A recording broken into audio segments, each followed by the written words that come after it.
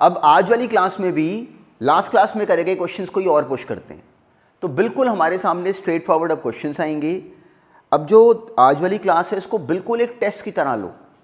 अब हमें एपी की सारी स्टोरी नोन है, अब इसके क्वेश्चंस को बिल्कुल टेस्ट की तरह ब्रेक करने की करो। जैसे सोचो कि एग्जाम देने गए हो, तो पहली बार हमारे सामने क्वेश्चन आया, उसको हमने एंड टू एंड अपने आप कंप्लीट करना है। बिल्कुल अपने आप को चैलेंज करके इन क्वेश्चंस को बिल्कुल साथ साथ कॉपी पे कंप्लीट करो। चलो ये क्वेश्चन सॉल्व करो अपने आप पहला। अब देखो इस क्वेश्चन की लैंग्वेज बिल्कुल स्ट्रेट फॉरवर्ड थी। हमें दिया गया कि किसी एपी के m टर्म्स का सम इज n टर्म्स का सम इज m। तो अब हमें समझ में आता है कि हमें इन क्वेश्चंस में क्या फ्रेम कर देना चाहिए, सिंपली फर्स्ट टर्म और कॉमन डिफरेंस के फॉर्म में पूरे क्वेश्चन को। तो अब हमें m टर्म्स का सम हमें n गिवन है, वहाँ से हमारी ये इक्वेशन बन गई। n टर्म्स का सम हमें m गिवन है, वहाँ से एक इक्वेशन और डेवलप हो जाती।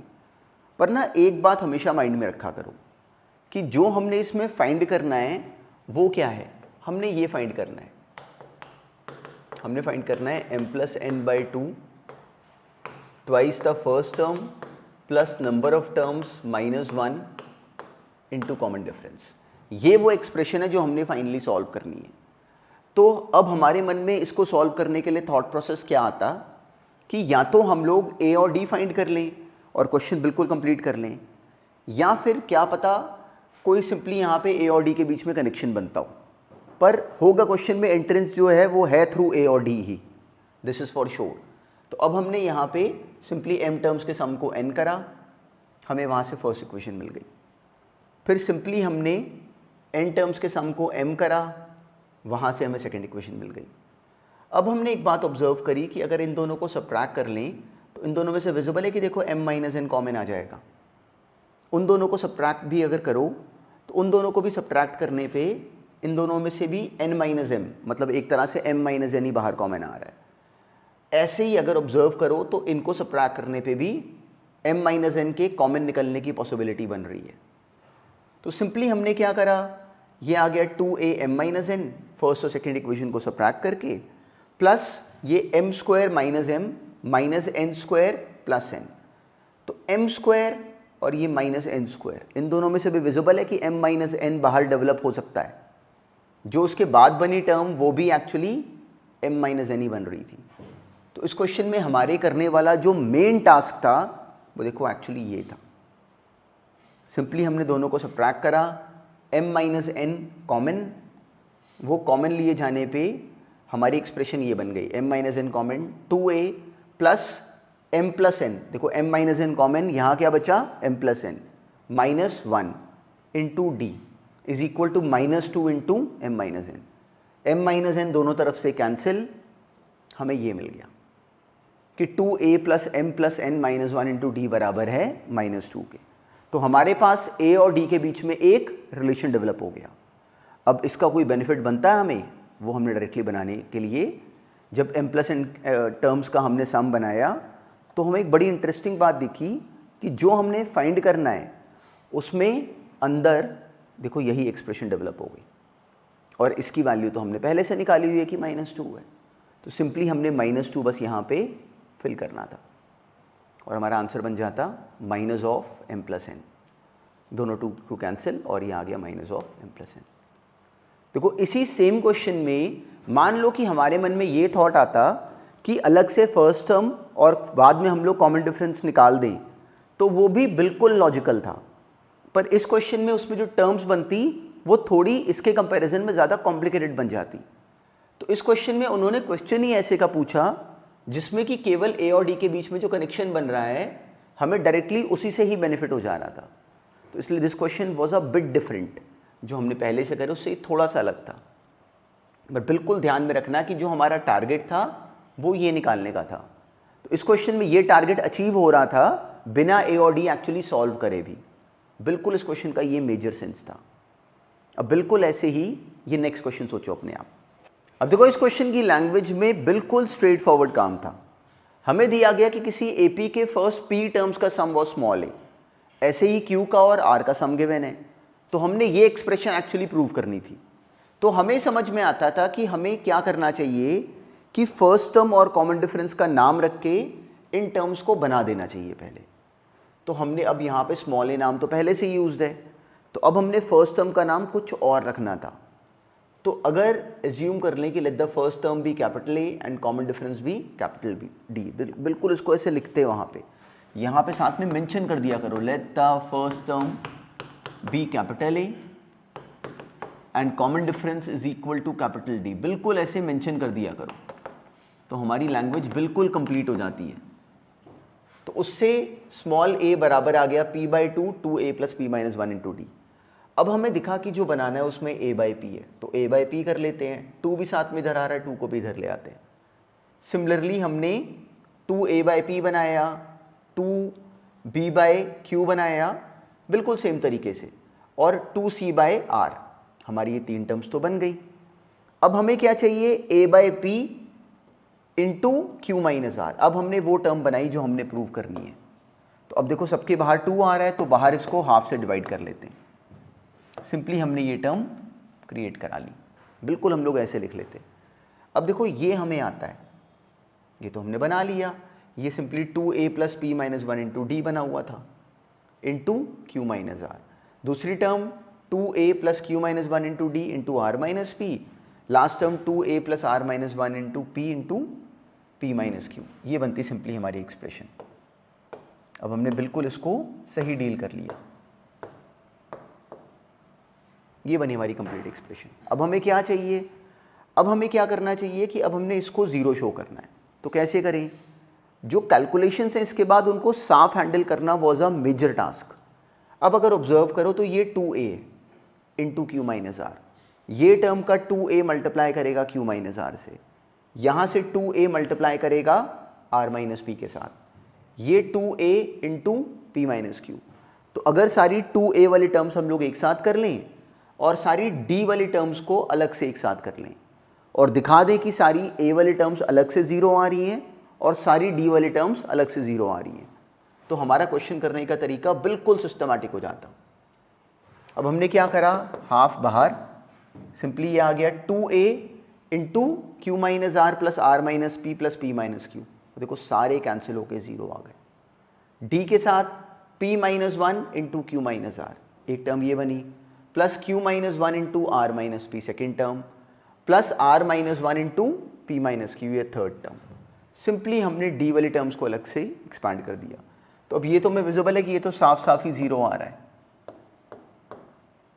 और सिंपली इसको एक्सपांड करने पे ये सारी टर्म्स कैंसिल होके ये भी स्ट्रेट फॉरवर्ड 0 आ रहा है। तो इस क्वेश्चन में ये मेजर टास्क था कि हम लोग यहाँ पे एंड में आके इन दोनों टर्म्स को सिंपली एक्सपांड करके दिखा दें। वहाँ पे एग्जाम में बस ये फाइनली एक्सपांड कर देना, it is very straight forward. देखो अगर इसको एक्सपांड करोगे एक टर्म आएगी PQ - PR। हमने बिल्कुल सेम तरह की टर्म कभी AP के एक पहले क्वेश्चन में भी एक्सपांड करी हुई है। साथ में क्या आएगा, -Q + R। नेक्स्ट से क्या आएगा, QR - QP, साथ में आ जाएगा -R + P। ऐसे ही लास्ट वाले की टर्म।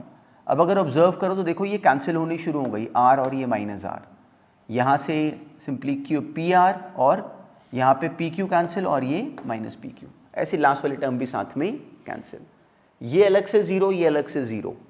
यही हमारा इस क्वेश्चन में एक्चुअली मेन टास्क था। बिल्कुल हमें इसको साफ साफ नीटली कंप्लीट कर देना था, इसको फर्स्ट टर्म और कॉमन डिफरेंस के फॉर्म में बना के। तो it was very straight forward, बस हमें लिखना ऐसे था इसको साफ साफ। अब बिल्कुल ऐसे ही नेक्स्ट क्वेश्चन भी अपने आप कंप्लीट करो। अब ये सॉल्व करो। अब देखो बिल्कुल सिंपल क्वेश्चन था। अब ये वाला भी हमें दिया गया था कि यहाँ पे देखो जो अमाउंट थी दैट वाज इनिशियली ₹200, इसके बाद ये इंक्रीज हो रही थी 250 एंड सो ऑन। तो जैसे ही हमने इस पैटर्न को रिकॉग्नाइज करा, हमें समझ में आ गया कि ये पैटर्न तो एक्चुअली एक AP है। AP जिसका फर्स्ट टर्म था 200, कॉमन डिफरेंस था वो 50 और नंबर ऑफ टर्म्स वर 30। हमें गिवन था 30 डेज। हमसे कहा गया कि टोटल कितनी अमाउंट बनेगी जो कि पेनल्टी की बनेगी। फर्स्ट डे की 200, फिर 250, फिर 300, हमने इन सबको ऐड करना था। कितनी टर्म्स तक, 30। तो अब वो स्ट्रेट फॉरवर्ड उसको ब्रेक करने की हमें समझ थी। Number of terms by 2, twice the first term plus number of terms, 30 - 1 29 into common difference. तो देयर वाज नो ट्रिक, बस हमने इसकी इस सिंपल सी लैंग्वेज को क्लियरली हैंडल करना था। तो इस क्वेश्चन में कोई ट्रिक नहीं थी। अगर ये ऐसे का सवाल हमारे सामने एग्जाम में बने तो इसको ब्रेक करना हम स्ट्रेट फॉरवर्ड जानते हैं, देयर वाज नो ट्रिक। ये हमारा फाइनल आंसर बनता। सिंपली जो सम बनता, तो पेनल्टी का जो अमाउंट था दैट वाज ₹27,750। बिल्कुल हमें इसको ऐसे बना देना चाहिए था। अब बिल्कुल ऐसे ही नेक्स्ट क्वेश्चन भी अपने आप कंप्लीट करो। अब ये सॉल्व करो। अब देखो इस क्वेश्चन की लैंग्वेज भी बहुत स्ट्रेट फॉरवर्ड और इंटरेस्टिंग थी। हमें दिया गया कि टोटल देवर 200 लॉग्स और ये रखे गए सबसे पहले नीचे 20, फिर उसके ऊपर 19, फिर 18 एंड सो ऑन। तो हमें ये तो दिखता है कि जिस तरीके से ये लॉग्स प्लेस्ड हैं, this is actually an AP, जिसका फर्स्ट टर्म कितना बना 20 एंड कॉमन डिफरेंस वाज -1। तो अब हमसे पूछा गया कि यहाँ पे कितनी रोज बनेंगी। तो अगर इस क्वेश्चन को अगर हम सही समझें तो एक्चुअली हमें एक एपी का फर्स्ट टर्म और कॉमन डिफरेंस गिवन था और उसके एन टर्म्स का सम गिवन था, और हमसे ये पूछा गया था कि एन कितना होगा, वही एक्चुअली नंबर ऑफ रोज बनती। साथ में पूछा गया था कि लास्ट रो में कितने लॉग रखे होंगे, मतलब हमसे इस एपी की लास्ट टर्म पूछी गई थी। तो अब वो ब्रेक करने की हमें क्लैरिटी है। सिंपली एन टर्म्स का सम क्या बनता, n/2 2a + n - 1 into D. Simply हमने a और d और sn की वैल्यू फिल करी, वहाँ से हम लोग n निकाल सके इजीली। अभी फैक्टराइज हो रहा है 25 और 16, वहाँ से n के एक्चुअली 2 आंसर्स आ गए। तो अब क्वाड्रेटिक सॉल्व करने पे तो दोनों आंसर्स बिल्कुल ठीक लग रहे हैं, पर ये कैसे हो सकता है 20 फिर 19 फिर 18 फिर 17 ऐसे रखने पे 200 अगर सम अगर बना तो वो तो बन गया, वो हम लोग दोबारा थोड़ी बन सकता है इस केस में सम। तो अब हमने यहाँ पे अगर n 25 होता तो हमने कॉरस्पॉन्डिंग जो 25th रो होती उसमें कितने लॉग्स बनेंगे वो निकाला। वो कैसे निकाला, सिंपली फर्स्ट टर्म नोन है, कॉमन डिफरेंस नोन है, हमने number of logs in the 25th रो निकाले। वो आ गया a + 24d, वो आ गया -4, मतलब 25th रो में -4 लॉग्स होंगी। तो वो तो उसका तो सेंस बना ही नहीं प्रैक्टिकली। अगर सिंपली नंबर्स होते तो ये बात फिर भी चल जाती, पर यहाँ तो एक प्रैक्टिकल एक चीज़ रखी हुई है, लॉग्स रखे हुए हैं, तो नंबर ऑफ लॉग्स -4 तो हो ही नहीं सकते। इसलिए हमें क्लैरिटी है कि दिस इज़ नॉट पॉसिबल। तो इसलिए 25th row was not meaningful. अब हमने सिमिलरली 16th रो में निकाले जो नंबर ऑफ लॉग्स बनते, वो आ गया a + 15d, दैट वॉज 5। ये बना हमारा आंसर। हमें क्लैरिटी है कि यहाँ पे जो नंबर ऑफ रोज होंगी दैट वुड बी 16, और 16th रो में जो नंबर ऑफ लॉग्स होंगे दे विल बी 5। तो इस क्वेश्चन का जो कंप्लीट सेंस था वो ये बनता कि 5 they would be 5 logs in the last row and the number of rows would be equal to 16। बिल्कुल हम लोग इस बात को पूरी तरह कंप्लीटली ब्रेक कर लेते हैं। तो ये क्वेश्चन भी देखो बिल्कुल सिस्टमैटिक था, पर हमने एंड तक बिल्कुल अपने आप पूरी तरह बोलना था। देखो जब एक बार टॉपिक में कॉन्फिडेंस बन जाता है ना, तो हम पूरी बात बोलने से हेजिटेट नहीं करते। वो ही एक्चुअली मेजर स्किल है, उससे बिल्कुल ना बचा करो। तो इसका फाइनल आंसर ये बनता अकेला, 25 को हमने रिजेक्ट करा साथ साथ। अब नेक्स्ट करो सॉल्व। अब देखो हमें इसमें दिया गया कि Raghav buys a shop for ₹1,20,000, he pays half of the amount in cash, मतलब ही पेड 60,000, उसने 60,000 पहले ही दे दिए। अब जो बाकी के 60,000 है he will be paying in ₹5,000 instalment each, साथ में जो बैलेंस अमाउंट होगा उस पर वो 12% इंटरेस्ट भी पे करेगा। मतलब जो राघव की उसने सबसे पहले 60,000 तो दे दिए, अब उसने बाकी जो 60,000 है वो रीपे करने हैं। हर महीने हमें गिवन है कि he would be paying an annual instalment, हर साल उसने 5,000 रुपीज़ पे करने हैं, साथ में 12% इंटरेस्ट पे करना है of the amount which he is actually having. तो अब उसने 60,000 का इंटरेस्ट पे करना है फॉर द फर्स्ट ईयर। कितना इंटरेस्ट, 12%। तो जो उसकी फर्स्ट इंस्टॉलमेंट होती वो बनती 5,000 rupees plus 12% interest on 60,000। Next instalment कितनी होती, फिर से 5,000 रुपीज़ प्लस 12% इंटरेस्ट ऑन, अब जो अमाउंट बची वो कितनी होती 55,000। उसकी next instalment 5,000 plus 12% interest on 50,000। अब देखो अमाउंट कम होती जा रही है ना, plus next instalment 5,000 plus 12% interest on 45,000। हर बार देखो जो ये जो अमाउंट है ये कम होती जा रही है। तो अगर इसमें एक पैटर्न अगर हम ऑब्जर्व करें तो हमने उसकी फर्स्ट इंस्टॉलमेंट निकाली, वो आ रही है 12,200। तो अब फर्स्ट इंस्टॉलमेंट हमने ऑब्टेन कर ली 12,200। बिल्कुल सिमिलरली अब अगर हम इसकी सेकेंड इंस्टॉलमेंट अगर निकालें, वाती 5000 प्लस 12% ऑफ 55,000। अब देखो 5000 कम हो गया अब यहाँ पे, क्योंकि उसने 5000 तो पे कर दिया पहले से। तो सेकेंड इंस्टॉलमेंट जो आई दैट वाज 11,600। हमने थर्ड इंस्टॉलमेंट निकाली, बिल्कुल सिमिलरली हमें दिखा कि वो आ रही है 11,000। तो एक्चुअली जो राघव की इंस्टॉलमेंट्स थी वो सारी की सारी एक एपी बना रही थी, जिसका फर्स्ट टर्म था 12,200 और कॉमन डिफरेंस आ रहा है एक्चुअली -600। हर बार राघव को 600 कम इंस्टॉलमेंट पे करनी पड़ रही है, और ये कितनी बार पे करनी है? 12 बार। तो ये अपने आप में हमें विजिबल था कि दिस वाज एन एपी, जिसका फर्स्ट टर्म आ गया 12,200, कॉमन डिफरेंस आ गया -600। तो उसकी जो 12 इंस्टॉलमेंट्स थी उनका सम क्या बनता? 12/2 twice the first term plus number of terms 12 - 1 11 into common difference, ये प्लस जो 60,000 उसने पहले से पे करा हुआ है, ये पड़ती total cost of the shop. अब ये सॉल्व करना हमारे लिए कोई स्पेशल स्किल नहीं था, हमने सिंपली आंसर ऑब्टेन करा, वो आ गया 1,66,800। तो जो मेजर टास्क था इस क्वेश्चन में वो इसकी लैंग्वेज को ब्रेक कर पाना था। और देखो ये ज़रूरी नहीं कि इसको एग्जैक्टली ऐसे कराओ, कई बच्चों ने क्या करा होता है कि डायरेक्टली वो 12% ऑफ 6,000 प्लस 12% ऑफ 55,000 उन सबको एक साथ कर लिया होता है। तो दिस इज़ ऑल्सो ओके, अगर वैसे किसी और तरीके से भी करा तो वो भी बिल्कुल सही है। पर अगर नोटिस करो तो दोनों सेम ही मेथड्स थे अपने आप में, पर इसको बिल्कुल हमें कंप्लीटली ब्रेक करना चाहिए था, बिल्कुल ऐसे, और बहुत सिंपल था ये क्वेश्चन भी। ये हमारा फाइनल आंसर बनता कि the shop would have cost Raghav with interest ₹1,66,800। इसको बिल्कुल हमें ऐसे ब्रेक करना चाहिए था। अब बिल्कुल ऐसे ही नेक्स्ट क्वेश्चन सॉल्व करो अपने आप। अब देखो ये क्वेश्चन भी बिल्कुल स्ट्रेट फॉरवर्ड था। हमें दिया गया कि the sum of n terms of 3 different APs, 3 अलग अलग कोई एपी हैं, तीनों का जो फर्स्ट टर्म था that was 5 and their common differences were 2, 4 and 6। तो हमने कोई रिलेशन प्रूव करना है।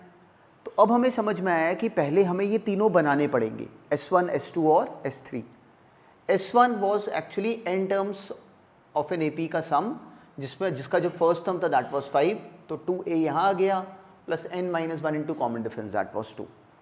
ऐसे ही नेक्स्ट वाली AP का first term was 5, common difference was simply 4, और लास्ट वाली का 6। अब after that there was no trick, simply S1 plus S3 हमने करा। S1 प्लस S3 करते ही हमें दिखा दोनों में से n/2 कॉमन, और सिंपली टर्म्स आपस में ऐड हो गई। तो it was very straight forward, this was a very simple question. S1 plus S3 ये बना, और हमें रियलाइज़ हुआ कि इसमें से अगर 2 कॉमन ले लो तो ये एक्चुअली स्ट्रेट फॉरवर्ड क्या बन गया पूरा? S2। तो इस क्वेश्चन में हमारा टास्क भी वही था कि हमने प्रूव करना था कि S1 प्लस S3 बराबर है 2 टाइम्स ऑफ S2 के, पर ये हमसे बिल्कुल सही पूरी तरह कंप्लीट होना चाहिए था। तो हमने प्रूव कर दिया कि S1 plus S3 is equal to 2 times of S2 को। बिल्कुल सिंपल सा स्ट्रेट फॉरवर्ड सा पैटर्न था, बस क्वेश्चन की लैंग्वेज ऐसे की होती है कि अलग अलग एपी हैं, अलग अलग कॉमन डिफरेंसेस हैं, तो हम लोग ज़बरदस्ती नाम पढ़ के कंफ्यूज हो जाते हैं, पर there was no trick in this question. अब बिल्कुल ऐसे ही नेक्स्ट क्वेश्चन भी अपने आप सॉल्व करो। अब देखो इस क्वेश्चन में हमें गिवन था कि the minimum age for a painting competition was 8 years. जो यंगेस्ट बॉय था वो 8 ईयर्स का था, और बाकी सारे पार्टिसिपेंट्स उससे 4 मंथ्स के डिफरेंस पे बड़े थे। तो हमें दिखा कि ये तो एपी है, जिसका first term was 8 years, common difference was 4 months, उसको ईयर्स में कन्वर्ट कर लेते, 4/12, दिस इज 1/3।